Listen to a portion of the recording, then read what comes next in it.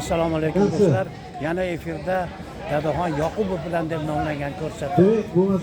Kamolaxon, bugungi bo'layotgan tadbir yoshlar kuniga bag'ishlangan shu tadbir bilan bizni tanishtiring yangi mana. Assalomu alaykum. Mana bugun juda ham katta tadbir bo'lib o'tmoqda yoshlar forumi loyihasi asosida.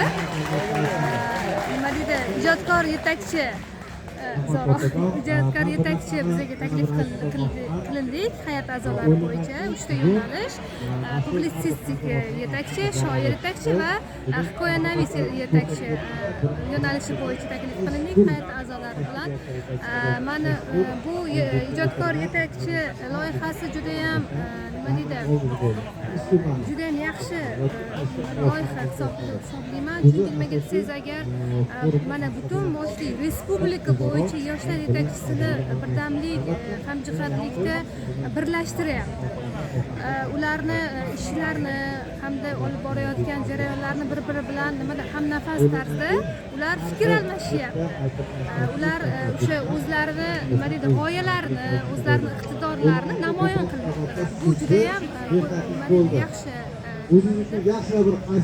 Yaxshi deb o'ylayman. Shunaqa loyihalar, shunaqa tadbirlar juda ham ko'p bo'lsa, menimcha yoshlarimiz vatan ruhida tarbiyalab, ularni iqtidorini yana ham motivatsiya beradi deb o'ylayman bunaqa tadbirlar. Rahmat. Mana bu yerda astodil xayol surib, telefonda gaplashib, yozuvchi Muzaffar Mirzo o'tiribdilar. Muzaffar, bugungi tadbirdan sizni olgan fikrlaringiz? Olam tasavvur. Tasavvur. Marhamat. Yosh ijodkorlarning namunalarini o'qib juda mamnun bo'ldim.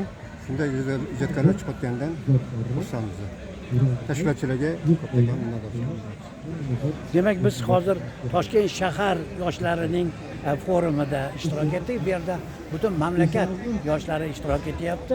Lekin biz yoshlar bilan, Toshkent shahar yoshlari bilan qatnashyapmiz. Bu yerda boshqa masalalar, ishlab chiqarish, dizayn, umuman hozirgi kundagi zamonaviy texnologiyalarni bilish, barcha sohalar bo'yicha yoshlarning qiziqishlari bilan tanishyapmiz. Nihoyatda qiziqarli o'tayotgan tadbir. Mana shunday tadbirlar albatta biz o'ylagan, biz kutgan, biz orzu qiladigan tadbirlar. Haligi ko'pchilik faqat pivo deydi, yo'q. Bu yerda unaqa gaplar yo'q. Bu yerda kitoblar, she'rlar, dizayn, loyihalar, orzular festivali forumi bo'lyapti. Mamlakatimizda tashkil etilayotgan, yoshlarga berilayotgan e'tibordan nihoyatda mamnunmiz.